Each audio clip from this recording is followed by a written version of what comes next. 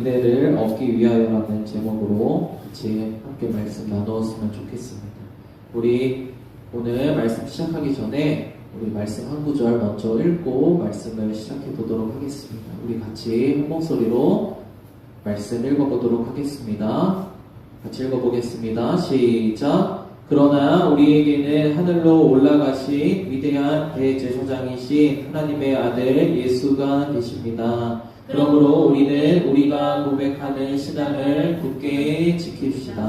아멘. 우리는 하나님을 믿고 하나님을 믿는 믿음으로 살아가는 사람들입니다. 그런 사람들을 하나님의 백성, 크리스찬이라고 합니다.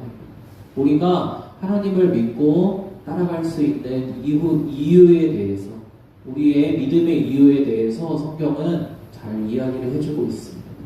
오늘 여러분과 함께 나누려고 하는 이 히브리서의 말씀에는 우리가 하나님을 믿고 따라가는 이 믿음의 이유를 다음과 같은 이유로 설명을 해주고 있습니다. 오늘 방금 읽은 말씀에서 전도사님이 강조해 놓은, 빨간색으로 강조해 놓은 이것이 바로 우리가 믿음을 가지고 이 세상을 살아갈 수 있는 이유입니다. 우리가 믿음을 가지고 하나님을 믿지 않는 사람들과 다른 모습으로 살아갈 수 있는 그 이유입니다. 바로 무엇이냐? 우리에게는 위대한 대제사장이신 하나님의 아들 예수가 계십니다. 라고 이렇게 고백을 하고 있어요. 우리가 믿음을 가지고 이 세상에서 살아갈 수 있는 이유, 하나님의 백성으로 살아갈 수 있는 단 한 가지 이유는 무엇이냐면 우리에게 누가 있냐? 우리에게 예수님이 있다는 것입니다.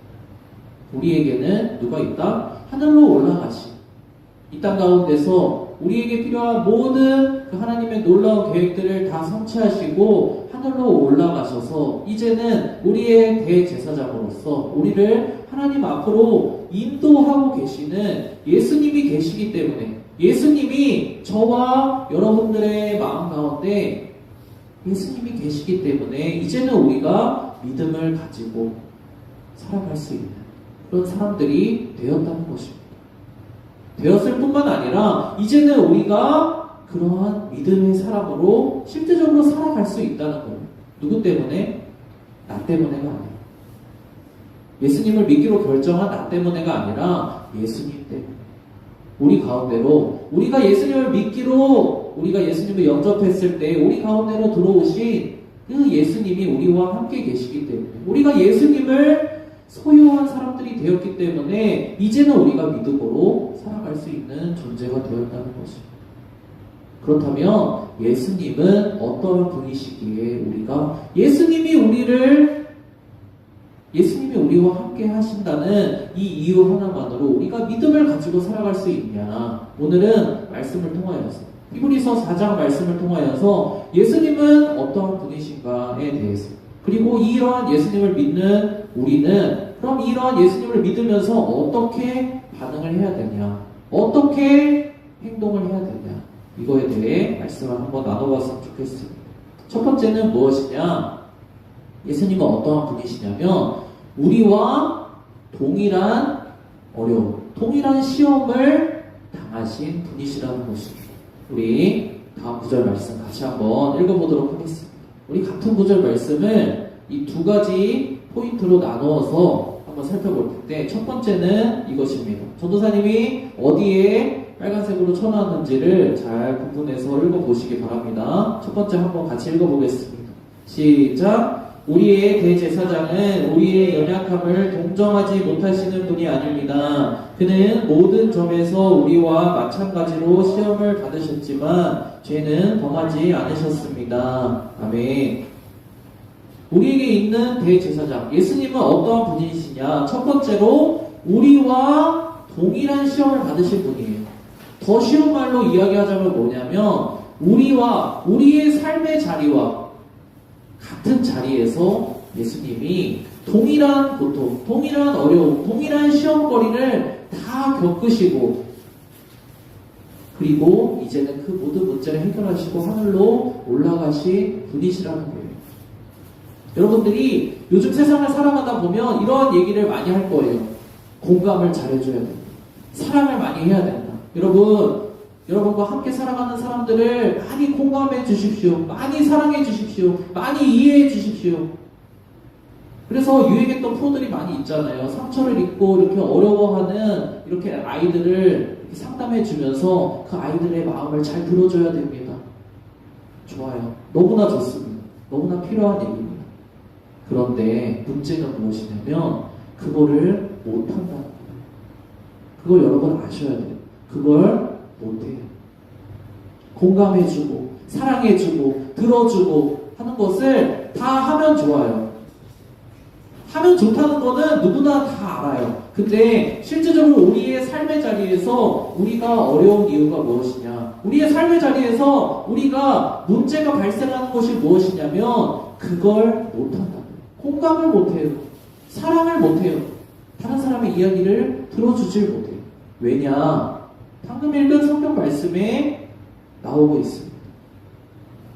예수님은 우리의 연약함을 동정하지 못하시는 분이 아닙니다. 왜 이런 얘기를 할까요? 이 세상의 모든 존재들은 다 동정을 못한다는 거예요. 공감을 못한다는 거예요. 사랑하지 못한다는 거예요. 이해하지 못한다는 거예요. 누구를요? 여러분을. 여러분의 상황을 이해해주고 깊이 공감해주고 사랑해주는 사람이 그 대상이 없다는 거예요. 그런데 누가 가능하다? 예수님은 가능하다라고 이야기를 하고 있습니다. 그런데 왜 도대체 공감 못할까요? 그것이 전도사님이 첫 번째 포인트로 빨간색으로 쳐놓은 것에 나오고 있습니다. 모든 점에서 우리와 마찬가지로 예수님은 시험을 받으셨어요. 예수님은 쉽게 얘기하면 우리와 같은 삶의 자리를 경험하신 분이에요. 예수님은 하나님이시기 때문에 여러분들은 아니 저 사람이 다르고 내가 다르고 이 세상에 존재했던 많은 사람들의 삶의 자리가 다 다른데 예수님이 어떻게 그거를 다 경험하셨습니까? 라고 생각할 수 있어요. 그거는 우리의 인간적인 그런 물리적 한계 가운데 살아가는 우리의 생각이고 예수님이 이 땅 가운데 오셨을 때 예수님이 고난받으셨다, 십자가를 지셨다 이것의 의미는 무엇이냐면 그 당시에 살아가던, 과거에 살았던, 앞으로 살아갈 모든 사람들의 삶의 자리를 예수님은 다 감당하셨던 여러분이 지금 살고 있는 여러분의 인생의 삶의 자리 예수님이 오셔서 다 이미 감당하셨어요. 그런데 그러한 사람이 예수님 말고는 없다는 거예요.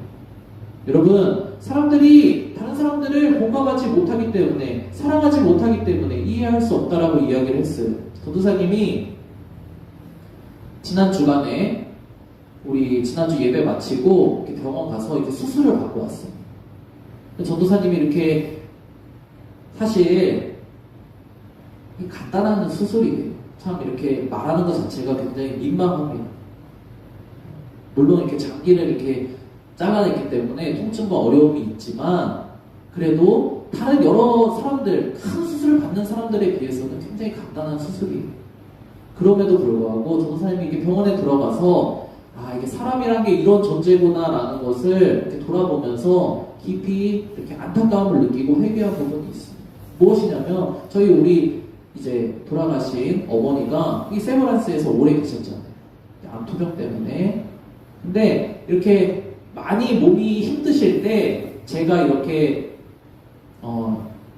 응급차를 타고 이렇게 병원 간이 침대에 어머니를 이렇게 눕혀서 거동이 힘드시니까 또 컨디션이 너무 안 좋으시니까 간이 침대에 이렇게 눕혀서 병원을 많이 다녔어요. 항암 주사를 맞을 때도 이렇게 침대에 눕혀서 이렇게 이불로 꽁꽁 싸가지고 이렇게 많이 다녔어요. 근데 그때 이렇게 어머니가 하신 말씀 항상 이렇게 힘들어 하시면서 뭐냐면 너무 춥다. 그리고 너무 어지럽다. 이런 얘기를 많이 하셨어요.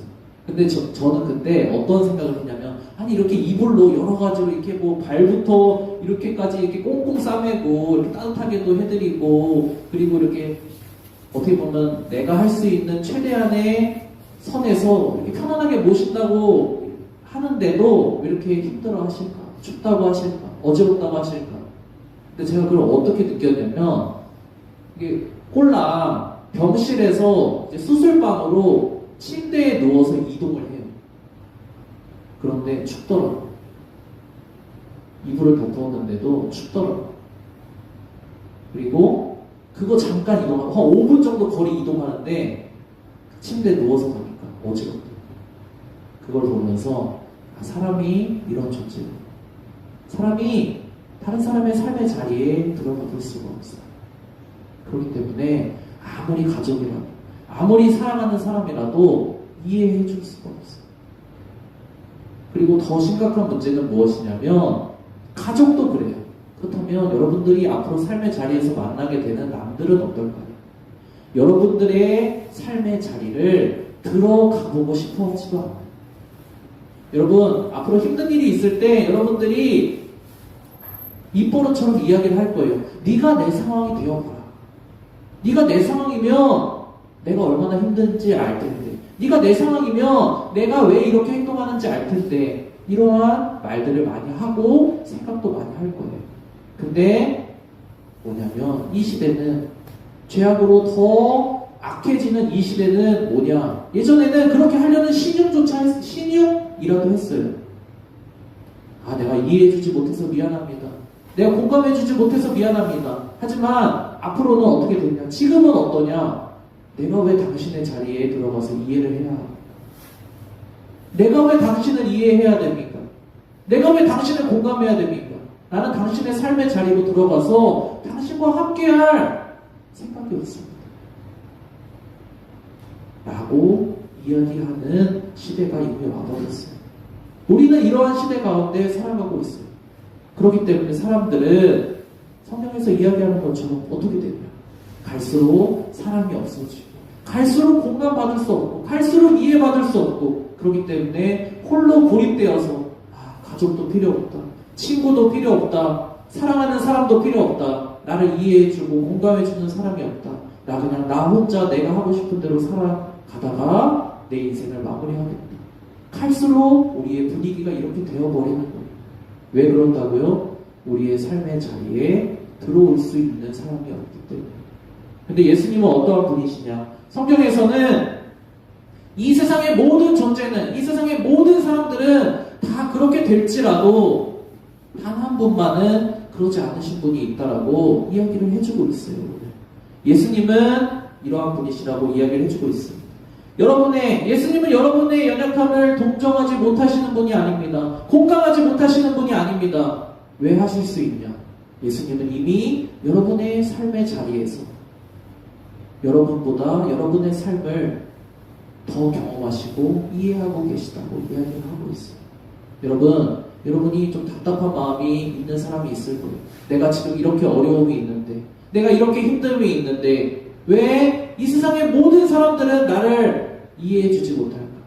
나의 힘듦을 알아주지 못할까? 외롭다. 이렇게 생각하는 사람들. 그러한 삶의 자리에 있는 친구들이 있을 거예요. 전도사님도 때때로 그럴 때가 많이 있어요. 그런데 그때 여러분을 누가 동정해 줄 수 있을까? 여러분들을 누가 이해하고 사랑해 줄 수 있을까? 진심으로. 바로 예수님이 그렇게 하실 수 있다는 거예요.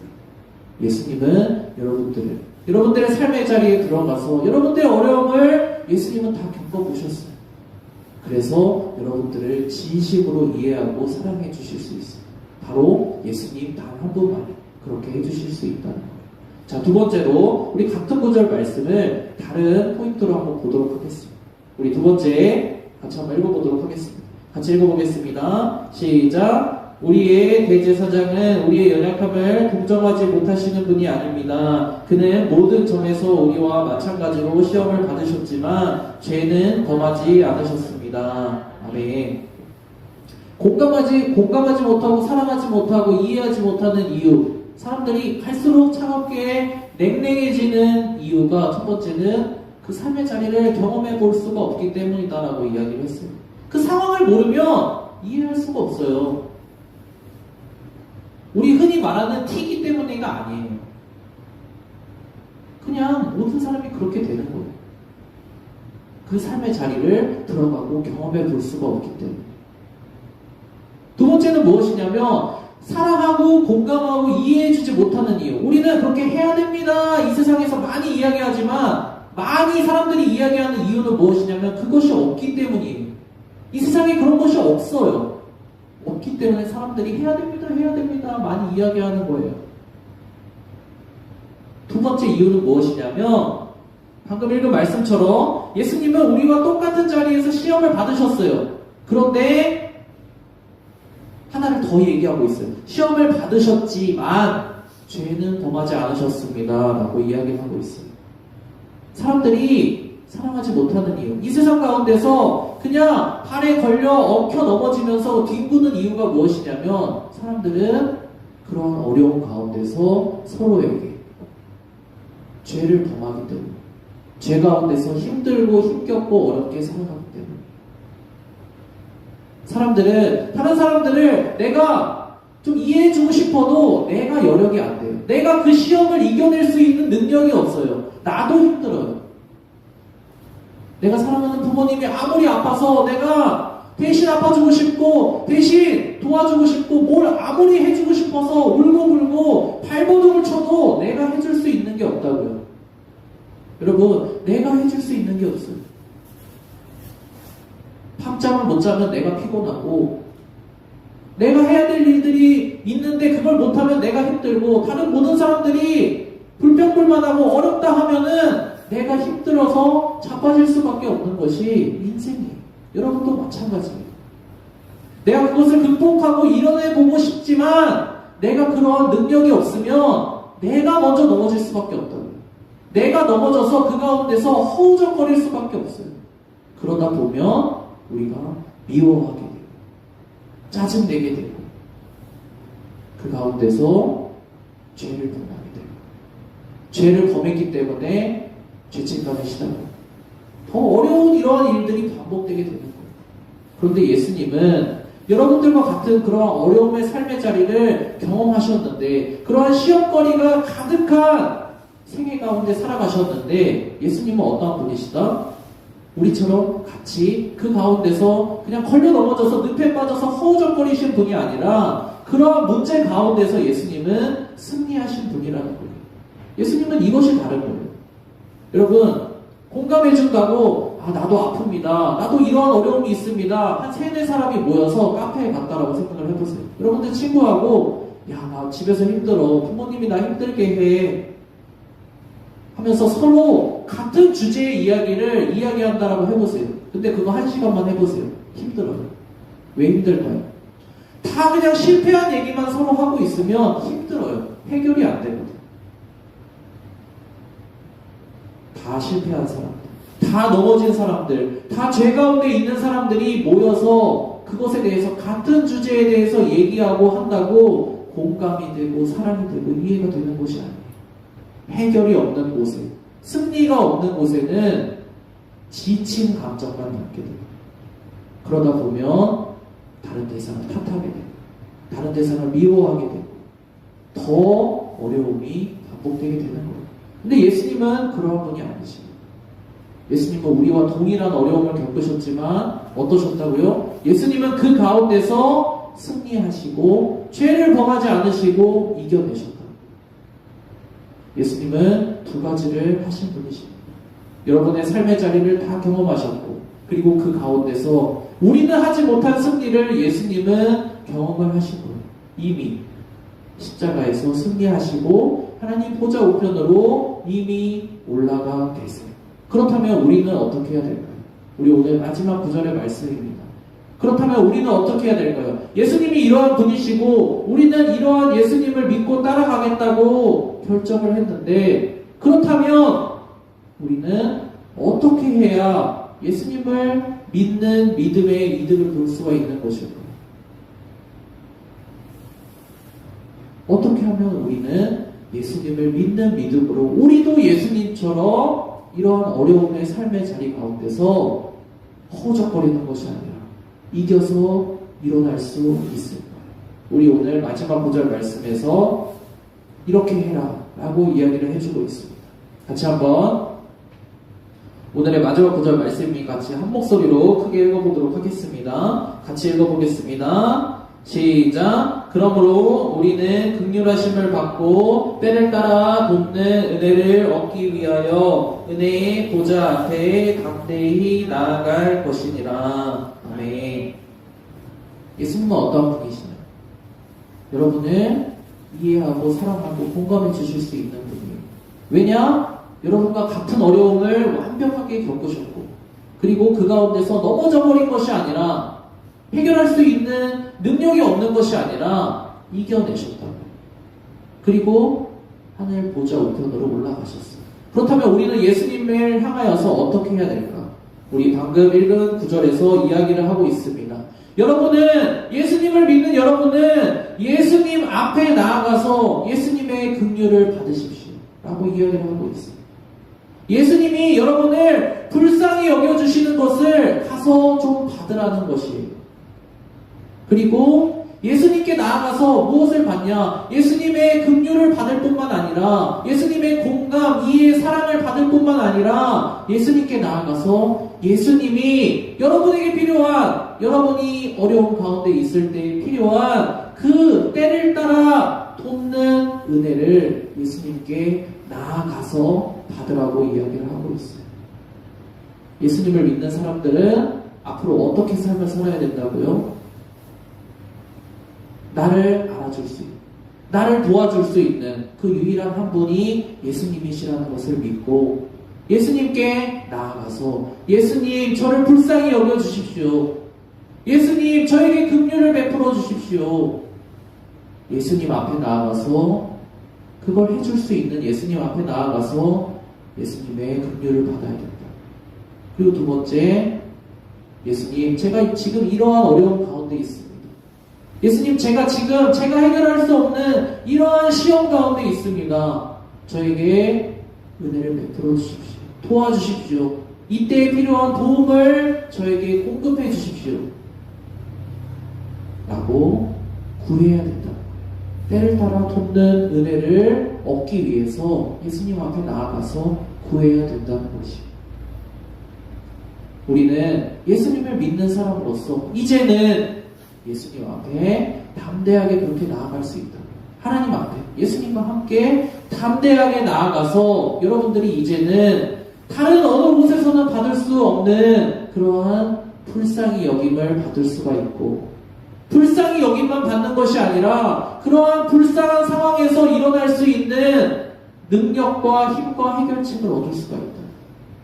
누구에게서? 예수님에게서. 오늘 말씀을 정리해 보도록 하겠습니다.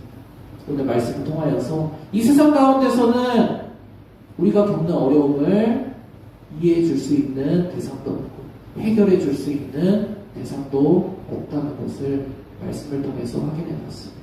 그런데 유일한 한 분이 우리에게 있다는 거예요. 그렇기 때문에 우리가 예수님을 믿는 거예요. 예수님만이 우리의 상황을 완벽하게 이해해 주실 수 있고, 예수님만이 그 상황에서 우리를 완전하게 건져내어 주실 수 있어요. 힘을 주셔서, 능력을 주셔서, 해결책을 주셔서 우리를 건져 올릴 수가 있다. 예수님 많이 이러한 분이시라는 것을 여러분들 믿어야 합니다. 우리가 예수님을 믿는다는 것은 이것을 믿는 거예요. 예수님만이 우리의 구원자가 되실 수 있다는 것을 믿는 것이에요.